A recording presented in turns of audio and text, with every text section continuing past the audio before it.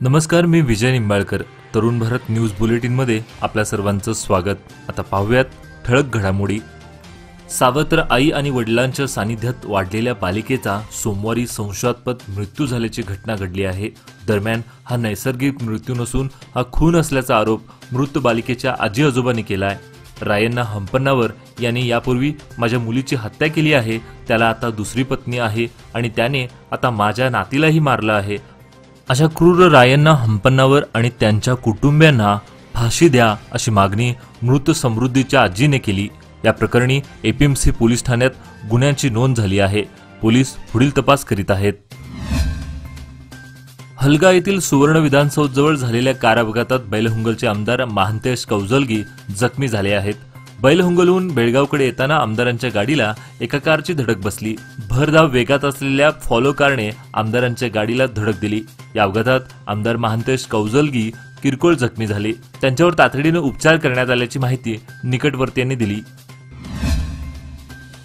मागील काही दिवसांपासून भटक्या कुत्र्यांचे हल्ले वाढले आहेत, त्यामुळे भटक्या कुत्र्यांचा प्रश्न निर्माण झाला आहे. याबाबत जिल्हा प्रशासन, महापालिका व पोलीस प्रशासन उदासीन असल्याचं दिसत आहे.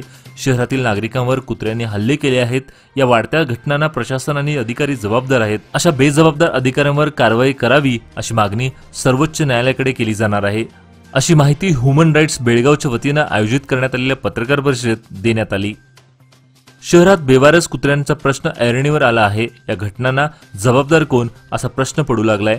कुत्र्यांनी चावा घेतलेल्या रुग्णांना तात्काळ भरपाई मिळावी आणि कुत्र्यांचा बंदोबस्त व्हावा, अन्यथा सुप्रीम न्यायालयात दाद मागणार असल्याची माहिती देण्यात आली. कृष्णा आणि हिरणकेशी नद्यांना पाणी सोडण्याची मागणी खासदार अण्णासाहेब जोल्ले, आमदार शशिकला जोल्ले यांनी महाराष्ट्राचे उपमुख्यमंत्री देवेंद्र फडणवीस यांच्याकडे केली. शनिवारी मुंबई भिवंडी येथे लोकसभा निवडणुकीच्या प्रचारासाठी आलेल्या देवेंद्र फडणवीस यांची भेट घेऊन त्यांनी मागणी केली. कृष्णा, वेदगंगा आणि हिडकल जलाशयात पाणी सोडण्याची विनंती करण्यात आली असून याला सकारात्मक प्रतिसाद मिळाला आहे. रविवारी रात्री 9च्या सुमारास बेळगाव पश्चिम भागात वळी पावसाने झोडपल्याने नाले गटारी तुडूंब भरून प्रवाहित झाले. बिजगर्णी, बेळगुंदी, पेनकणहळ्ळी, नावगे, हंगरगाव शिवारात पाणी साचले होते. 2 तासभर बरसलेल्या पावसामुळे सर्वत्र पाणीच पाणी झाले होते. या पावसाने बेनकणहळ्ळी येथील केंबाळी नाला प्रभावित झाला. याबरोबर तालुक्यातील अनेक नाले प्रभावित झाले आहेत. यंदा दुष्काळी परिस्थितीमुळे सर्वत्र पाणी टंचाई गंभीर बनली आहे. 12 तालुक्यातील 111 गावांना टँकरद्वारे पाण्याचा पुरवठा केला जात आहे. अशा परिस्थितीत वळी बरसल्याने काही अंशी पाणी टंचाई दूर झाली आहे. मागील 15 दिवसात 43.91 मिलीमीटर पावसाची नोंद झाली असून त्यामुळे पाणी समस्या दूर होण्यास काही अंशी मदत होत आहे. मागील 15 दिवसात अधूनमधून वादळी पाऊस झाल्याने काही प्रमाणात पाण्याची पातळी वाढली आहे.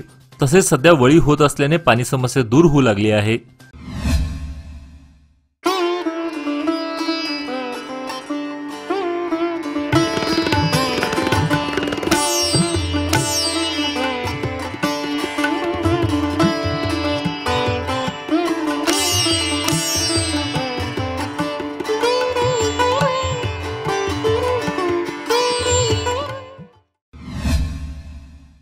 जलवाहिनी दुरुस्तीच्या कारणास्तव मंगळवार दिनांक 21 रोजी शहरातील उत्तर भागातील पाणी पुरवठ्यात व्यत्यय येणार आहे. Sadashivnagar, Ambedkar Nagar, Kuvempu Nagar, police colony, Ashraya colony, BK Kangrali, Ashoknagar, TV centre, Hanuman Nagar, Kumaraswamy layout यासह गोंधळे गल्ली, कंगराळ गल्ली, गणाचार्य गल्ली, रिसालदार गल्ली, काकतेवेस रोड, गवळी गल्ली, नार्वेकर गल्ली, समादेव गल्ली, केळकर बाग, किर्लोस्कोर रोड, रामदेव गल्ली, बापट गल्ली आदी भागात पाणी पुरवठ्यात व्यत्यय येणार आहे.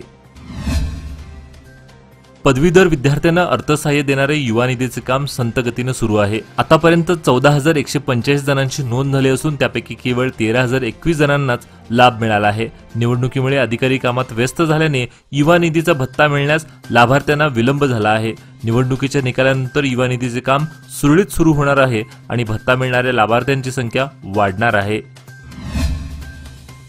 गतवर्षीपासून खाद्यतेलाच्या किमतीत वाढ झाल्याने सोयाबीन आणि भुईमुग पेरणीच्या क्षेत्रात वाढ झाली आहे. येत्या खरीप हंगामात 97,954 हेक्टर क्षेत्रात सोयाबीन पेरणीचे उद्दिष्ट ठेवण्यात आले असून तर 26,155 हेक्टर क्षेत्रात भुईमुग पेरणी केली जाणार आहे.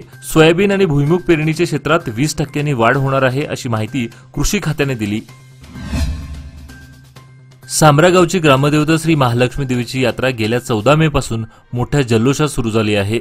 सांब्रा गावच्या लक्ष्मी यात्रेचं औचित्य साधून बाळेकुंद्री खुर्दचे समस्त ग्रामस्थ व श्री महालक्ष्मी देवस्थान जीर्णोद्धार कमिटीच्या वतीनं सांब्रा गावची ग्रामदेवता श्री महालक्ष्मी देवीची ओटी भरण्यात आली। या कार्यक्रमाला बाळेकुंद्री गावचे ग्रामस्थ व गावातील सुवासिनी लक्ष्मी गल्ली येथील लक्ष्मी मंदिराच्या आवारात सदर कार्यक्रम पार पडला।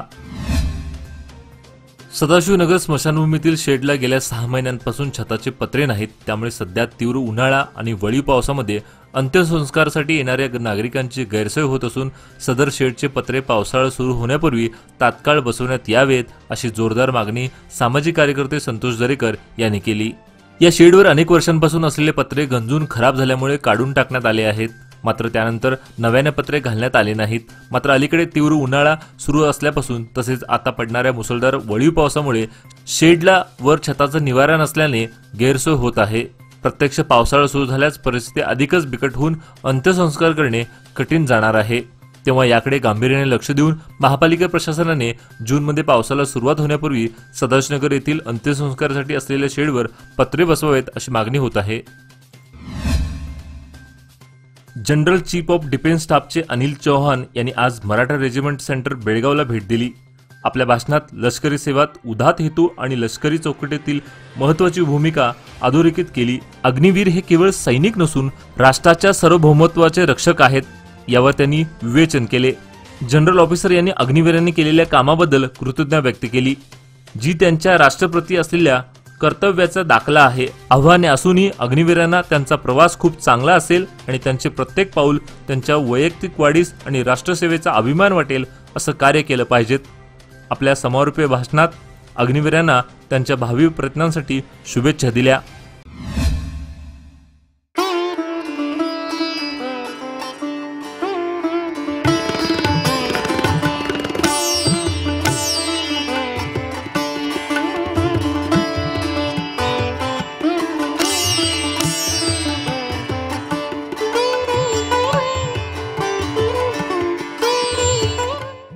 महिलांची शक्ती हीच समृद्ध भविष्याची निर्मिती। लोकमान्य घेऊन आले आहेत महिला उन्नती योजना, जी देते तुमच्या गुंतवणुकीवर 10% आकर्षक व्याजदर फक्त 500 दिवसांकरिता। किमान गुंतवणूक 10,000 रुपये। अधिक माहितीसाठी आजच कॉल करा 1800-212-4050। योजना फक्त महिला सभासदांकरिता। नियम अटी लागू। लोकमान्य, जिथे पैसे वाढतात आणि नातं वृद्धिंगत होतं।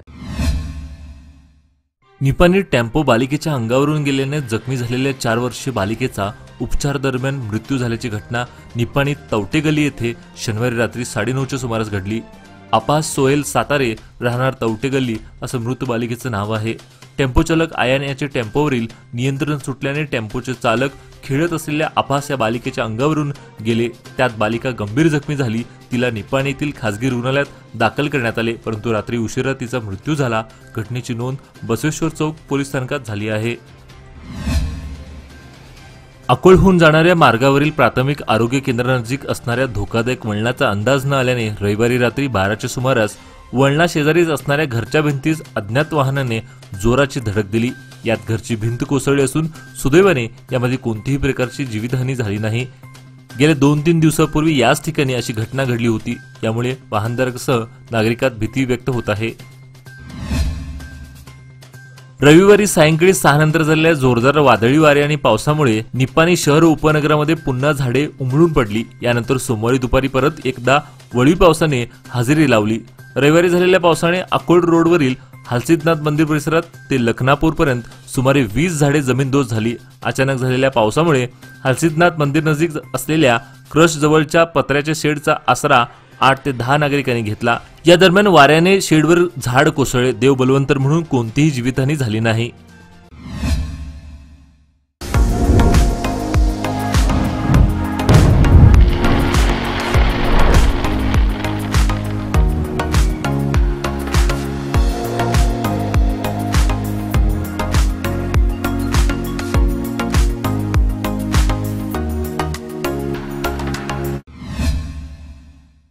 जिल्हा पालकमंत्री सतीश जारकिहोळी यांनी कृष्णा नदीकाठाला भेट देऊन पाहणी केली। यावेळी त्यांनी कृष्णा नदीला आणखी पाणी सोडण्यात येणार असल्याचं सांगितलं।